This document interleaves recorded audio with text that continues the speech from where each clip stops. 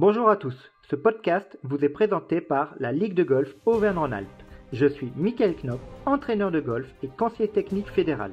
Je suis chargé du développement de la pratique du golf auprès des jeunes. Ce podcast sera pour moi l'occasion de donner la parole aux acteurs de la formation des jeunes au jeu de golf. Directeurs ou directrices de golf, moniteurs ou monitrices, entraîneurs, bénévoles ou parents, ils partageront leur expérience et bonnes pratiques pour que chaque jeune puisse s'épanouir dans notre sport. Notre objectif, vous accompagner pour rendre le jeu de golf accessible à un maximum de jeunes. Bonjour à tous et bienvenue dans ce nouvel épisode. Nous avons le plaisir aujourd'hui d'avoir avec nous Pascal Sordet, président de l'association sportive du Golf Club de Salvagny, avec lequel nous allons évoquer le projet sportif jeune du club et surtout son importance pour développer l'école de golf. Bonjour Pascal. Bonjour. Pour préciser le contexte de l'école de golf de Salvagny, celle-ci est gérée par l'association sportive, mais cette dernière ne gère pas le golf. C'est une société anonyme qui gère le club avec un conseil d'administration élu par les actionnaires. Peux-tu, s'il te plaît, nous dire combien de jeunes sont inscrits à l'école de golf? Alors, nous venons de terminer la rentrée de septembre. Nous avons, et ça c'était un mandat que nous avions, 100 jeunes. Ce nombre en fait avait été négocié avec l'ASA et on avait l'obligation de ne pas dépasser ces 100 jeunes. Alors on a eu beaucoup plus d'inscrits et l'ensemble des jeunes malheureusement que l'on ne peut pas intégrer notre école de golf, nous les renvoyons vers les écoles de golf aux alentours, Tassin, Beaujolais, etc. Je te propose qu'on aborde cette notion de projet que tu connais très bien, étant donné que ça fait partie de tes compétences professionnelles. Aussi, peux-tu nous dire pourquoi, dans le cadre d'une école de golf, avoir un projet est un élément important? Avoir un projet sportif pour le club, pour les jeunes, c'est quelque chose de fondamental. Donc, pour l'école de golf, je crois qu'il y a vraiment deux grands aspects. Le premier aspect, c'est s'assurer en fait que le projet jeune s'intègre bien au projet global du club. C'est vraiment important d'avoir une école de golf qui soit bien installée, bien ancrée au sein du club. Donc ça, c'est une notion d'intégration de l'école de golf dans le club. Et puis l'autre aspect, il est interne à l'école de golf. Formaliser un projet, c'est essentiel. C'est vraiment le document de référence, c'est la feuille de route. Il a à la fois une dimension stratégique, mais également une dimension opérationnelle. C'est également un document fédérateur, un outil de dialogue, je dirais, entre les différents acteurs de l'école de golf, c'est-à-dire l'ensemble de l'équipe pédagogique, nos 4 pros. On a actuellement 18 bénévoles ASBC, donc animateurs sportifs et bénévoles de club. Et puis, il y a toute l'équipe qui manage l'école de golf. Donc, c'est à la fois un outil de référence, un outil fédérateur, et c'est également fondamentalement un outil de communication. Communication vers différentes cibles. Tout d'abord, les parents. C'était important que l'on améliore notre information et notre communication vis-à-vis des parents. Outil de communication vers les membres du club. Ça aussi, c'est important que l'ensemble des membres du club connaissent parfaitement le projet sportif de l'école de golf.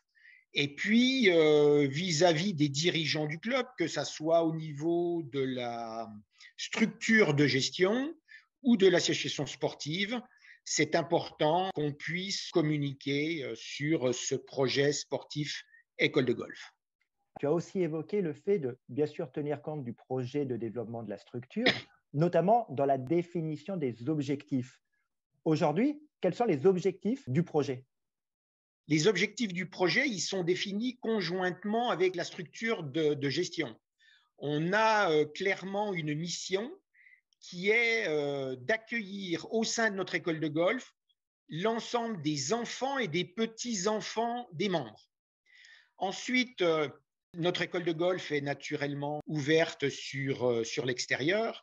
Et l'objectif d'une école de golf, c'est à la fois répondre à toutes les attentes. Ça va de l'aspect garderie, il y en a. Ça va de l'aspect loisir, golf loisir. Beaucoup de jeunes viennent exclusivement pour passer du bon temps entre copains et copines. Et puis, il y a l'aspect, naturellement, compétition. Et c'est essentiellement cet aspect compétition que l'on a développé à travers notre projet sportif. Alors, c'est intéressant, notamment le fait que tu aies utilisé le mot garderie. On a des parents qui déposent leur enfant à l'école de golf. Et c'est à nous, justement, de les convaincre, c'est à nous de leur transmettre notre passion pour faire en sorte qu'ils basculent à minima vers du golf loisir. On a ces trois dimensions, ça va un peu de l'enfant qui a été inscrit à l'issue de son plein gré par son père jusqu'à des jeunes qui intègrent des pôles France. Alors, tu parles justement de convaincre les parents. Tu as ici évoqué, je crois, 18 bénévoles. Si je ne me trompe pas, ils sont tous formés à SBC? Alors absolument, ça on tient beaucoup au sein de l'association sportive et au sein de l'école de golf à ce que l'ensemble de nos bénévoles soient formés, donc formés par la Ligue. Ils suivent tous le cursus formation à SBC et ça fait partie des conditions d'intégration d'un bénévole dans notre équipe pédagogique. Tout nouvel entrant va suivre systématiquement cette formation ASBC. Alors, c'est vrai qu'aujourd'hui, on a 18 ASBC et je crois que c'est fondamentalement, c'est ce qui fait la force de notre école de golf.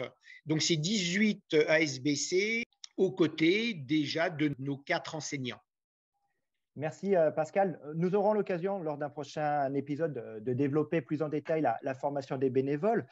Ça fait partie d'un des soutiens qu'apporte la Ligue au club. Également, en 2022, la Ligue a lancé un programme d'accompagnement afin d'aider les clubs à développer leur école de golf, au travers notamment un soutien au développement d'un projet sportif. Tu as été le premier à prendre ton téléphone et à m'appeler, bien que, comme on peut le constater, vous aviez déjà un projet sportif structuré avec des résultats d'ailleurs encourageants sur la saison 2021-2022. Aussi, peux-tu me dire pourquoi tu souhaitais avoir un soutien et un accompagnement de la Ligue? Alors, on a au moins la faiblesse de penser qu'on était un minimum structuré et on avait véritablement envie de franchir un palier. Un palier dans l'organisation. Il y a 18 mois, on a complètement réorganisé l'école de golf et c'était vraiment le moment pour franchir encore un palier.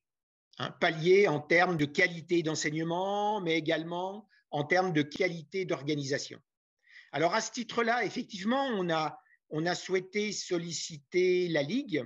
On l'a sollicité d'ailleurs à 2 niveaux. On a demandé aux responsables performance de venir présenter le projet sportif à nos enseignants, donc chose qu'a fait volontiers William Baudry. L'idée, c'était vraiment d'avoir une meilleure perception sur le programme Ligue et essayer de faire en sorte qu'il y ait une meilleure coordination, une meilleure cohérence, que les 2 projets soient un peu plus en ligne. Et puis l'autre aspect qu'on avait vraiment souhaité, c'était un accompagnement plus sur l'aspect à la fois apport d'expertise, mais également sur un aspect méthodologique. Donc, nous ne sommes pas parfaits. On avait envie d'avoir un œil extérieur. On avait envie qu'une personne extérieure compétente en termes d'organisation école de golf puisse nous faire part de bonnes pratiques, parce on n'a pas la prétention de tout savoir et que chaque école de golf a probablement de bonnes idées et c'était un peu ces bonnes idées qu'on souhaitait intégrer dans notre projet. Et puis l'autre intérêt était une contribution, un accompagnement par le responsable développement de la Ligue, donc en l'occurrence toi. Donc c'était venir nous challenger, un peu une sorte de poil à gratter.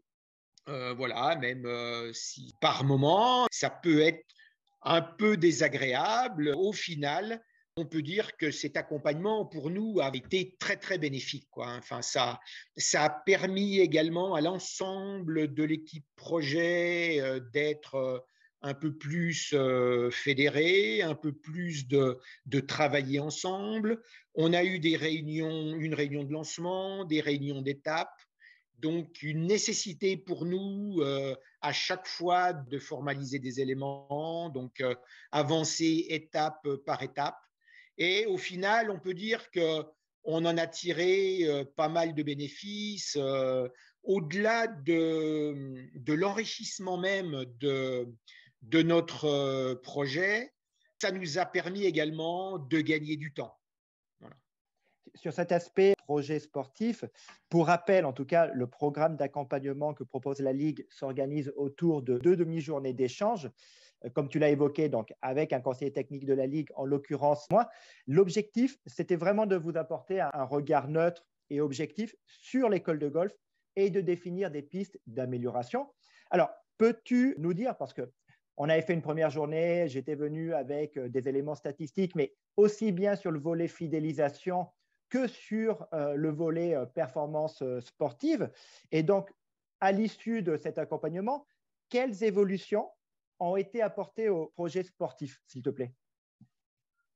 Alors, elles sont nombreuses et à tous les niveaux. À un niveau managérial, aujourd'hui, on a une commission jeune qui gère l'école de golf. D'un point de vue purement pédagogique, avec un programme général sur l'année, des programmes détaillés bimestriels, une articulation enseignant-animateur aujourd'hui qui est bien plus simple. Ça a permis également de fluidifier les relations entre animateurs et pros. Enfin, les évolutions, elles sont à tous les niveaux, je dirais. Et si l'on en juge par les résultats obtenus au cours de l'année, que ce soit au niveau du challenge des écoles de golf ou en termes de performance sportive pure, ben on peut dire que pour nous, on souhaitait faire un saut qualitatif. Voilà, ben ça se concrétise vraiment par des résultats tangibles et on en est ravis. Avant de finir donc, cet épisode, je voudrais qu'on évoque la partie communication sur le projet. Tu l'as évoqué en introduction, mais de façon concrète. Comment les différents acteurs, que ce soit bien sûr les enseignants, mais ils sont partie pris de ce projet, mais surtout les parents, comment vous communiquez le projet jeune auprès des parents, s'il te plaît? La communication auprès des parents était un axe majeur pour nous de développement. C'était quelque chose que l'on faisait, mais probablement pas suffisamment, pas avec assez d'énergie. Donc on a beaucoup développé la relation avec les parents, notamment à travers une fiche de liaison qui mesure les progrès de chaque enfant. C'est un peu le carnet de liaison, en tout cas, entre l'école de golf et les parents. On a organisé plusieurs réunions d'information avec les parents et notre projet actuel est en cours vraiment de validation. Il nous manque à l'estampiller version définitive.